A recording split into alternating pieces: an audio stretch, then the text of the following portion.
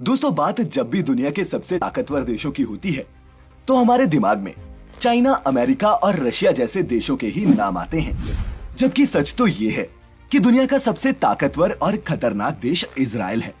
जी हाँ दोस्तों, इस यहूदी देश का एरिया तो हमारे हरियाणा का भी आधा है, लेकिन इस देश की आर्मी तो छोड़िए, जनता भी इतनी खूंखार है कि अगर कभी गलती से भी इनके देश के बारे में किसी ने कुछ कह दिया तो हो सकता है कि अगले ही मिनट वो बंदा सीधा जमीन पर लिटा मिले। और ये तो कुछ भी नहीं, ऐसे हजारों किस्से हैं इस देश से जुड़े हुए जिनसे आप क्या पूरी दुनिया अनजान है।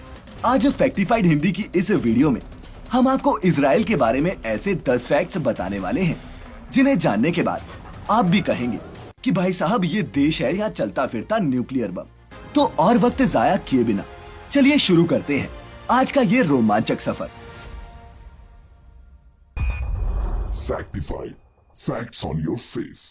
फैक्ट नंबर 1, यहाँ सबको मिलती है मिलिट्री ट्रेनिंग। दोस्तों, इजराइल एरिया के हिसाब से एक छोटा सा देश भले ही हो, लेकिन ये दुनिया का सबसे खतरनाक और खूंखार देश है, क्योंकि यहाँ रहने वाले हर नागरिक को बचपन से ही ट्रेनिंग दी जाती है। नहीं, मैं अपने यहाँ की तरह सिविल डिफेंस ट्रेनिंग की बात नहीं कर रहा, बल्कि मैं बात कर रहा हूँ आर्मी में भर्ती करके प्रॉपर मिलिट्री ट्रेनिंग की, जो इजराइल के हर नागरिक को लेना कंपलसरी है, फिर चाहे वो इस देश के प्राइम मिनिस्टर का बेटा ही क्यों ना हो। दोस्तों, इजरायली बच्चे हाई स्कूल पास करते ही सीधा मिलिट्री में भेज दिए जाते हैं, जहां लड़कों को 3 साल और लड़कियों को कम से कम 2 साल की मिलिट्री ट्रेनिंग दी जाती है।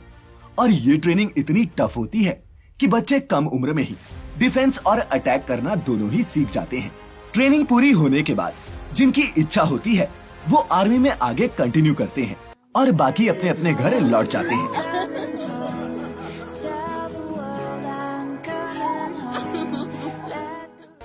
ऐसे में कोई हैरत नहीं होती ये जानकर कि इजराइल की टोटल 90 लाख की पॉपुलेशन में से 30 लाख लोग आर्मी का हिस्सा हैं।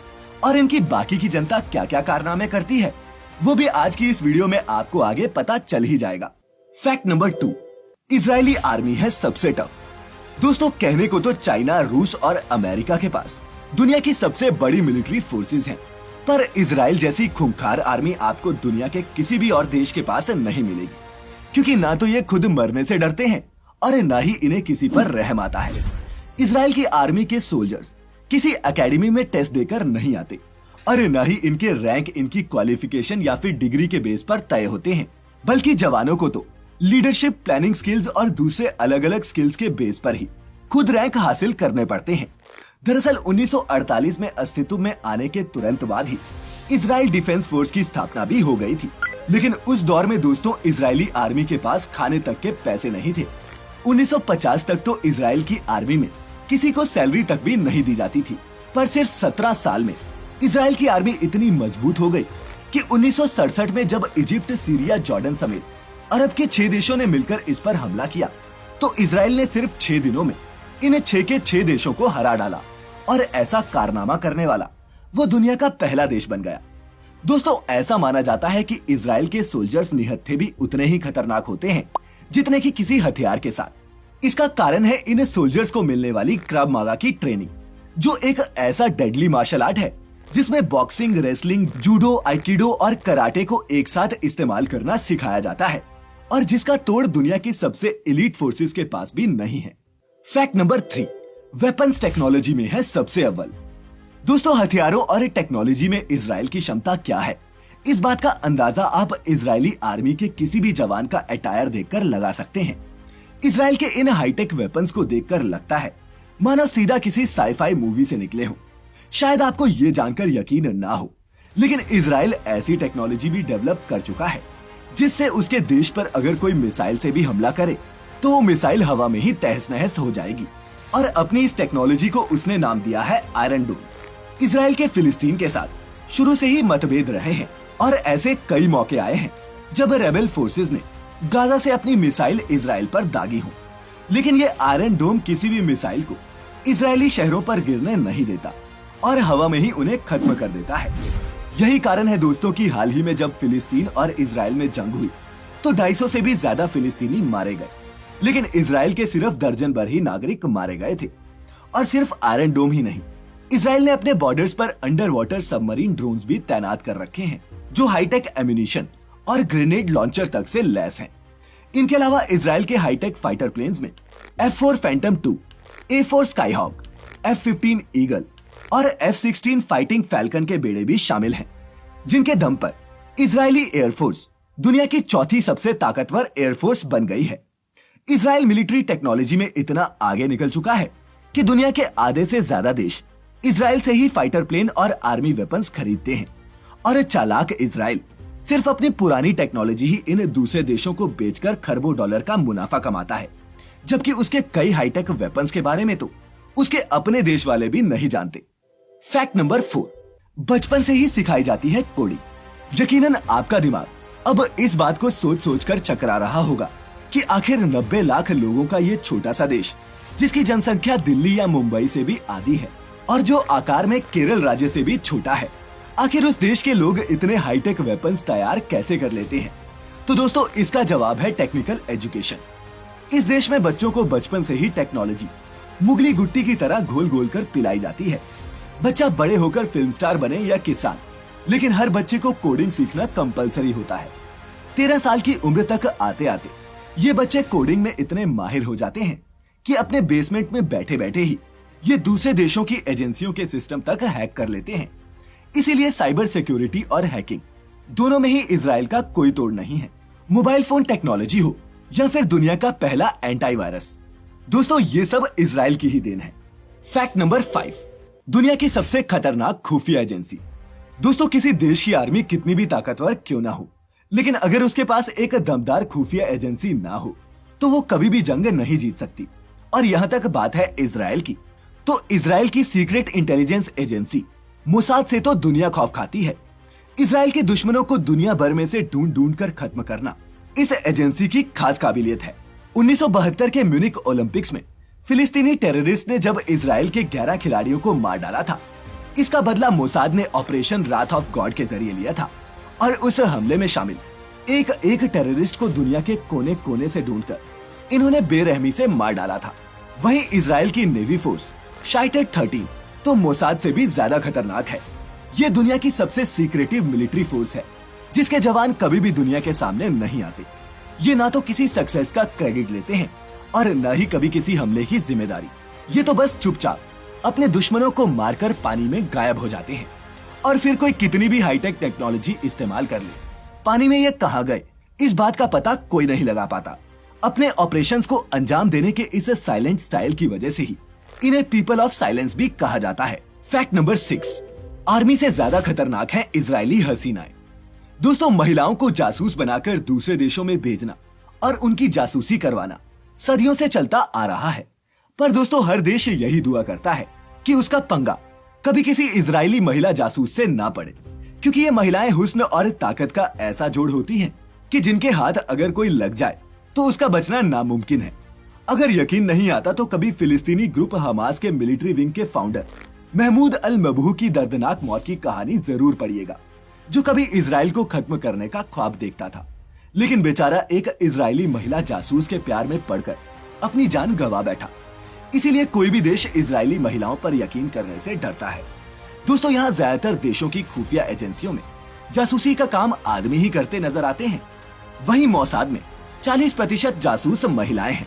इन महिला जासूसों की शुरुआती ट्रेनिंग तो मिलिट्री में ही होती है, पर फिर इन्हें कुछ ऐसी खुफिया टेक्निक सिखाई जाती हैं कि सामने वाला बिना कुछ किए ही सब सच बोल देता है। फैक्ट नंबर 7, हर घर में होते हैं अंडरग्राउंड बंकर। दोस्तों, इसराइल को आजादी तो 1948 में ही मिल गई थी, लेकिन आजादी के बाद से अब तक इस देश ने एक भी दिन सुकून से नहीं देखा, क्योंकि इसके बॉर्डर्स इजिप्ट, सीरिया, जॉर्डन जैसे अरब देशों से मिलते हैं, जिनके साथ इसका 36 का आंकड़ा है। और फिलिस्तीन के साथ रिश्ते तो भारत पाकिस्तान से भी ज्यादा खतरनाक हैं।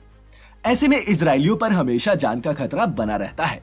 कब कहां से कौन सी मिसाइल छोड़ दे इसका कोई पता नहीं, और इसीलिए इसराइल के हर घर, ऑफिस, स्कूल, सरकारी दफ्तर और यहाँ तक कि पब्लिक प्लेसेस में भी सभी जगह ऐसे अंडरग्राउंड बंकर्स बनाए जाते हैं।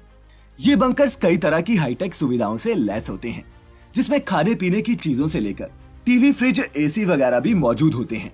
हमले का सायरन बजते ही लोग सब कुछ छोड़ छाड़ कर अपने इन अंडरग्राउंड बंकर्स में चले जाते हैं और माहौल शांत होने तक वहीं पर रहते हैं। यहाँ तक कि इजरायली आर्मी भी ऐसे ही अंडरग्राउंड और खुफिया ऑफिसेज से ऑपरेट करती है और आतंकियों पर हमले और जवाबी कार्रवाई प्लान करती है। फैक्ट नंबर 8, जवानों को मिलता है फ्री इंडिया का ट्रिप। दोस्तों, सबसे खतरनाक और खूंखार माने जाने वाले इन इजरायली जवानों को उनकी इस मेहनत का इनाम एक इंटरनेशनल ट्रिप के रूप में मिलता है। हर साल 50,000 से ज्यादा इजरायली नागरिक अपनी मिलिट्री ट्रेनिंग कंप्लीट करने के बाद इंटरनेशनल ट्रिप्स पर निकल जाते हैं, जिन्हें फंड भी यहाँ की सरकार ही करती है। लेकिन ऐसा भी नहीं है कि ये सोल्जर्स किसी भी देश में घूमने चले जाते हैं। इन इजरायली जवानों का favourite holiday destination India, south America और ऑस्ट्रेलिया है। ये वो देश हैं जिनके साथ इजरायली लोगों के रिश्ते काफी अच्छे हैं और यहाँ इनके सोल्जर्स की जान को कोई खतरा भी नहीं है।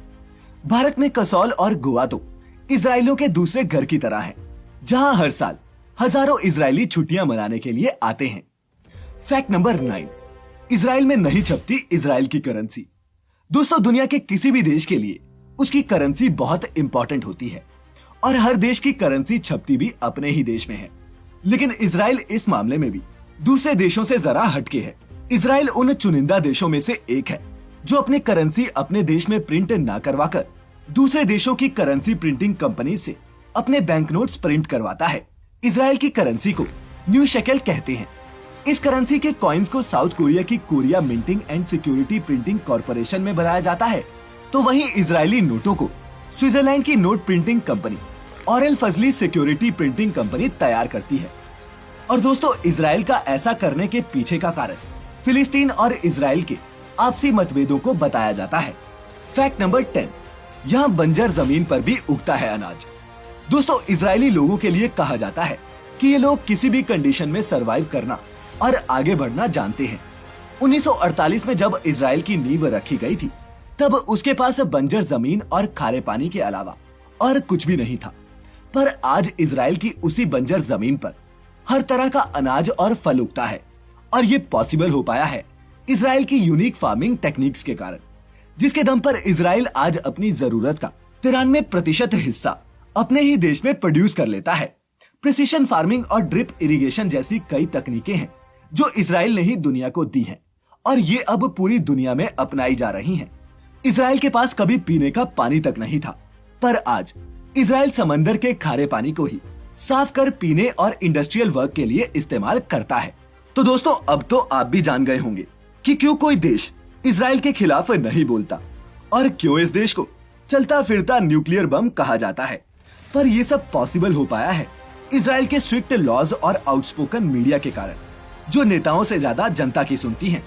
हमारे देश की तरह इजराइल का रिटन कॉन्स्टिट्यूशन तो नहीं है, पर यहाँ के लॉज और राइट्स सबके लिए इक्वल हैं और एक बार क्राइम साबित हो गया तो फिर इजराइल का कानून यहाँ के प्रधानमंत्री और राष्ट्रपति को भी नहीं बख्शता। तो दोस्तों, अब तो आप भी समझ गए होंगे कि क्यों कोई देश इजराइल के खिलाफ नहीं बोलता। तो कैसा लगा आपको ये अनोखा देश? नीचे कमेंट में मुझे जरूर बताना। वीडियो अच्छी लगी हो तो अपने दोस्तों के साथ शेयर भी जरूर करना। मिलेंगे फिर किसी नई वीडियो में। तब तक अपने चहेतों का ख्याल रखें, खुश रहें और वीडियो अंत तक देखने के लिए आपका बहुत बहुत शुक्रिया।